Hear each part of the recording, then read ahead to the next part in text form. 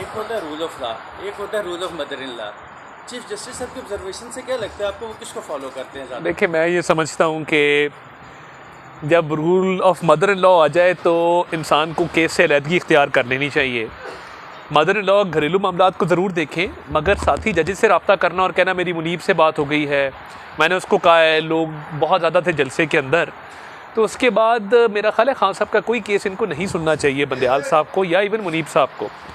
तो अभी तक तो यही लग रहा है कि जो आज ऑब्जर्वेशन दी गई, सुप्रीम कोर्ट का एक स्टेज आनी थी केस की, वो स्टेज से पहले ये केस टेकअप नहीं हो सकता था।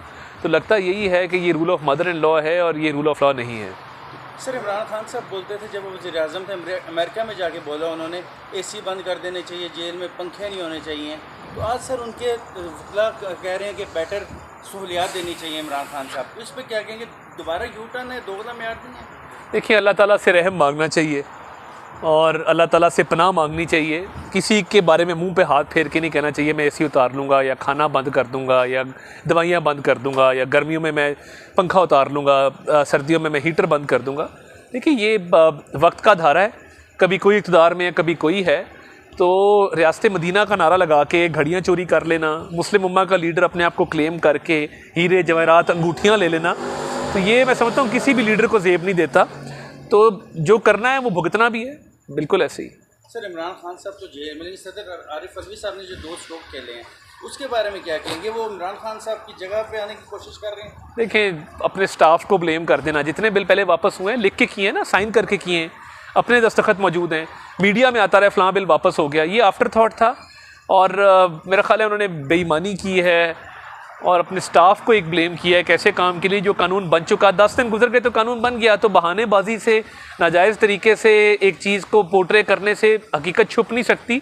ठीक माफ़ी मांगी ट्वीट में उन्होंने कहा मैं अल्लाह ताला से माफ़ी मांगता हूँ, मांगनी भी चाहिए। सर, नवाज शरीफ साहब, जो नजीब साहब ने आज कहा नवाज शरीफ साहब के वतन वापस आने में रुकावटें पैदा की जा रही हैं। सर, कौन रुकावटें पैदा कर रहा होगा?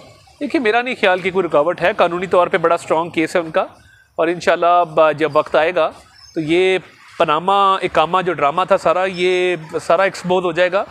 और पहली मरीम नवाज शरीफ साहिबा एवनफील्ड के केस में वो बाइज़्ज़त बरी हो चुकी, तो मियाँ साहब भी इंशाल्लाह उसमें बरी भी होंगे और उनके केस के मेरिट्स बड़े स्ट्रॉन्ग हैं। सर, आपको पीटीआई का फ्यूचर क्या नज़र आ रहा है? मुझे तो तारीख ही नज़र आ रहा है कि जहाँ पे हमने मेट्रो बनाई है, ऑरेंज ट्रेन बनाई है, उनकी डोलियाँ ही चल रही हैं खैबर पख्तूनख्वा में।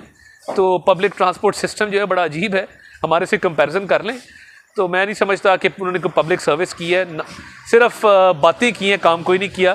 तो आने वाले इलेक्शन में पता लग जाएगा इंशाल्लाह। परवेज़ खटक साहब की एक पार्टी है पीटीआई पार्लियामेंटेरियन और एक तरफ है तरीके इस्तेकाम, आपको बेहतर कौन लग रही है, कौन ज़्यादा सीटें ले सकते हो? देखिए, अपने अपने एरियाज़ हैं, अपने अपने इलेक्टेबल्स हैं, अपनी अपनी स्ट्रेंथ्स हैं, तो दोनों के मेरा ख्याल है पोजीशन ठीक रहेगी। और हकीकी सियासी लोग हैं, ग्रास रूट लेवल के लोग हैं। इमरान खान साहब के साथ जाना उनकी मजबूरी थी, बट इमरान खान साहब ने इनको पार्टी से खुद अलहदा किया, किसी की बेइज्जती करके, किसी पे कोई पर्चा करा के, किसी की बहन बेटी को अंदर करके। तो ये लोग अपने अपने एरियाज़ में जहाँ जहाँ ये स्ट्रॉन्ग हैं वहाँ पे सीटें लेंगे इंशाल्लाह। सर, आज भारत चांद पे पहुँच गया है, क्या कभी पाकिस्तान भी चांद पे पहुँच सकेगा? देखिए, बहुत लोग ना सोशल मीडिया पे कंपैरिजन कर रहे हैं डोली के साथ। देखिए, रेस्क्यू ऑपरेशन पूरी दुनिया में होते हैं और लोग फंसते हैं पूरी दुनिया में, उसका चांद से कंपैरिजन नहीं करना चाहिए, वो एक नाजायज़ बात है। हाँ, स्पार्को की परफॉर्मेंस को देखना चाहिए कि जो हमारा इदारा है उसने क्या किया है, उसको फंड कितने मिलते हैं, उनकी प्रायोरिटीज़ क्या हैं। स्पार्को की परफॉर्मेंस एवेल्यूशन ज़रूर होनी चाहिए। मगर जो सोशल मीडिया पे एक बात हो रही है ना कि जी वो चांद पे पहुंच गए, हम डोली से लोगों को रेस्क्यू कर रहे हैं, रेस्क्यू मिशंस दुनिया भर में होते हैं, उसको चांद से कंपेयर ना किया जाए। Thank you. आज निगरान वज़ीर दाखिला के गार्ड को फायर लगा है चारा नींद के बीच में, क्या कहते हो आप? देखिए, कोई अब मुझे मालूमात तो नहीं है कि किस वजह से लगा है, हो सकता है कोई दुश्मनी का मामला हो, कोई ट्राइबल इशू हो, मगर अब लॉ एंड ऑर्डर की सिचुएशन बेहतर करने की ज़रूरत है। हालात इस्लामाबाद के अच्छे नहीं हैं।